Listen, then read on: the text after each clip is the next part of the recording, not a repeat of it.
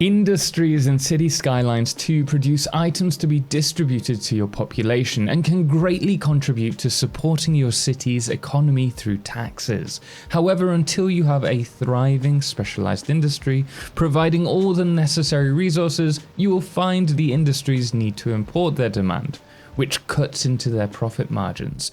This has a knock-on effect, meaning lower level buildings and fewer jobs, decreasing general demand for growth in the city. Now, there are a few ways in which we can reduce business expenses. For example, lowering taxes, which incentivizes businesses to establish in your city. You can also offer cheaper import connections through the use of train, ocean, and plane freight options. But you should also be using specialized industry to feed your budding businesses. It may seem pretty complex with all that's going on, which is why I'm going to cover everything you need to know about getting started with industries in Cities Skylines 2, and we'll also be covering how to make your industries even more efficient and profitable, so make sure to stay to the end. Now, you can find the industries in the zoning tab, then clicking the yellow zoning.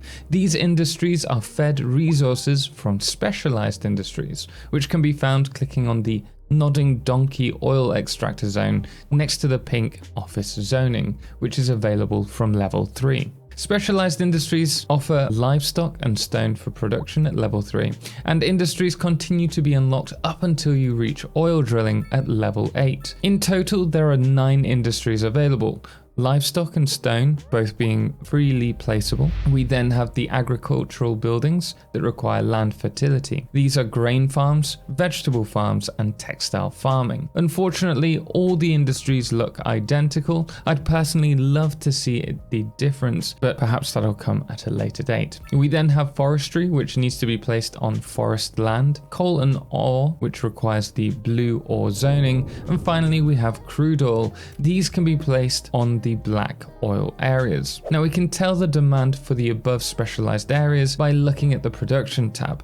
At first, you will have a deficit as your city imports all resources. However, as you add specialized industries, production will increase and deficits drop until you have a surplus. Now, in the early game, it is important to try and balance out production, as surpluses require companies to export goods, which reduce their profits, and profits are incredibly important in CS2 for our tax earnings, but also the efficiency of the industry. This is because industries level up based on their profitability, and a leveled up industry produces more items and accommodates more employees, allowing us to grow a city faster. And also, higher production means more potential profits, which comes back to us in the form of taxes, giving us cold, hard cash to reinvest. Now, if we click on an industry, we can see what they're importing. Some may require just one resource, while others multiple, and all these resources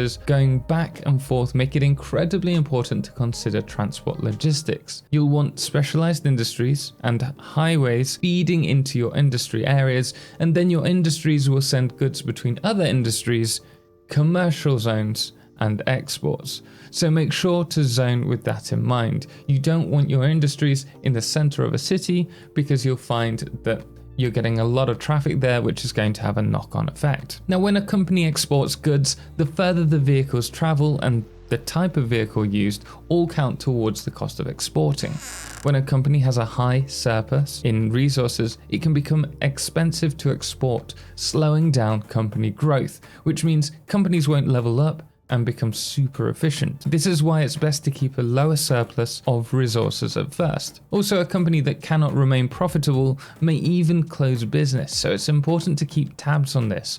But if this is the case, we can help the company by lowering taxes for the industries, or even incentivizing companies by giving them money to keep them open by lowering taxes to minus. This can be great at leveling up companies for short-term basis. Speaking of efficiency, an industry's efficiency is based on how occupied a company is. A fully employed business works at peak efficiency, whereas a company looking for employees is less efficient.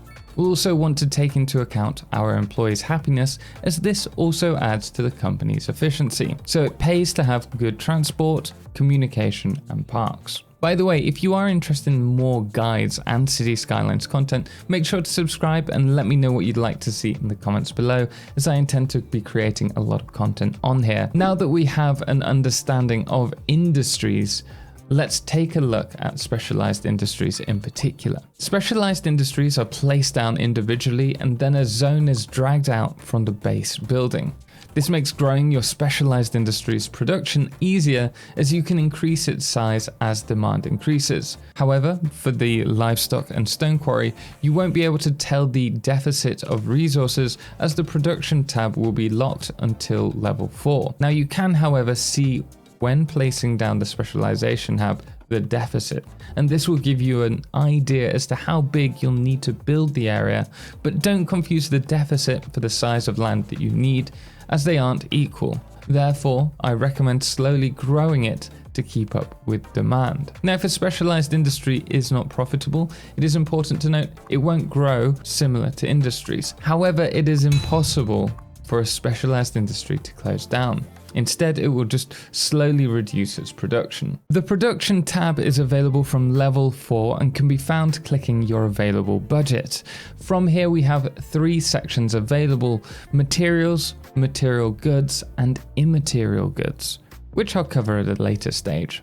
Material goods are what we have a direct effect on by placing down specialized industries in the city, and by supplying these resources we have a knock-on effect for the material goods that are being produced. Now, another way in which you can reduce your production to these industries unknowingly is by having high amounts of ground pollution nearby to fertile and forestry. This reduces your resource yield and is well worth noting. And the worst producers of ground pollution are certain power plants, landfills, industries, and specialized industries such as the stone, coal, mineral, and oil drilling sites. Where possible, keep these away from any fertile lands that you're harvesting. Speaking of fertile lands, you can find the resource overlay, which I forgot to cover earlier, in the info tab, then by clicking the sprouting tree icon.